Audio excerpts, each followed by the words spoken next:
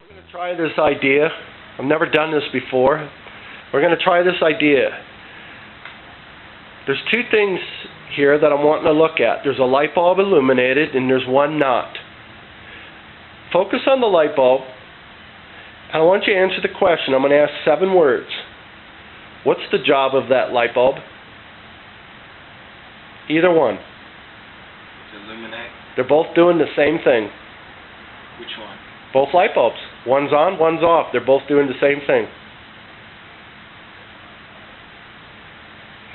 What's the job of the light bulb illuminated? To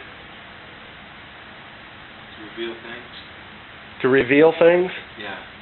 Well, to reveal things. They're in the dark. There's not a wrong answer to this. And that's an interesting one. That's the first time out of maybe 100 people who've answered that way. I'm just going to give you an interpretation of what I was told in a spirit sense. The job of a light bulb is to be itself with absolute integrity. Never, ever deviating from being itself in its 0 point of beingness. In fact, if you could just manipulate a light bulb just enough to where you can make the light bulb feel sorry for you, and the light bulb would answer and say, you know, I'll tell you what, you got such a pathetic story and it's so incredibly manipulative and I feel so emotionally sorry for you. I'll tell you what, I'll illuminate your glasses instead of myself. Have you ever turned on a switch on a wall expecting the light bulb to work and your glasses or your hat or your teeth lit up instead of the light bulb? No. That light bulb is going to be itself with absolute certainty every time. And I asked the question, well then what is the electricity that powers the light bulb? And they told me it's called intention. The electricity that powers the bulb is intention. So we have a bulb that's illuminated and we have one that's not. The one that's not perhaps has no intention, but it's still being itself. And the job of a light bulb is to do nothing but illuminate its own encasement. It could be a fluorescent bulb or a street light. It's absolutely being itself. And anybody who's under that street light benefits by its illumination.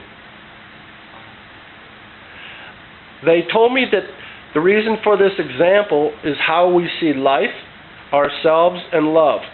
And if we think that a light bulb has to do anything, then chances are we think love has to do the same thing. Chances are we think love and life the same way, that we have some codependent attitude on it. But most people are not satisfied with knowing that all the light bulb has to do is be itself.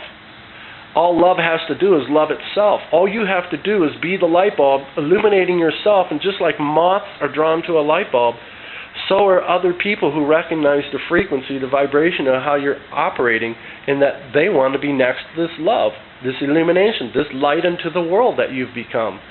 So when you see yourself as a light bulb, illuminating, loving you, then you have love to give. And that's one way, perhaps, it's just an idea, but it might be the litmus test of which everybody, or many people, could see how they see themselves is by way of a light bulb, is the example. So if you can see yourself as being that light bulb, loving you, and appreciating you through gratitude for all that you are, being you, and absolutely being the 0 point of beingness, just absolutely right there, right on at that moment, loving you, perhaps other vehicles of love will be attracted to you, like bugs are to a light bulb. Like puppies that want to gather to you, like kittens, like people, like kids want to gather to you because they feel this vibration that you give off called love. What is it about love? What is it about these frequencies that we are? How is it that there is this law of attraction? What is it, this law of attraction that we're not seeing? And maybe at times we just feel that. So my challenge is to ponder at the light bulb and look at the light bulb and see if that works for you, because there's other implications there that even go farther. There's other layers of possibilities even involved with that idea. Can we be that light bulb? Another exercise is to unscrew a light bulb like that one over there on the right side and maybe paint some eyeballs on it and see yourself as being that light bulb. and then light up that light bulb there, that like the one that's lit up, and be fully illuminated and engaged in who you are. Put the electricity to the bulb called your intention, and be all that you can be, and be illuminated, whether you're 5 watts, 10 watts, 100 watts, or you're as frickin' as bright as the sun. It's all only an idea. Nothing of this tape is because I say so. Nothing in this conversation makes it be. Oh, he just painted a face on that.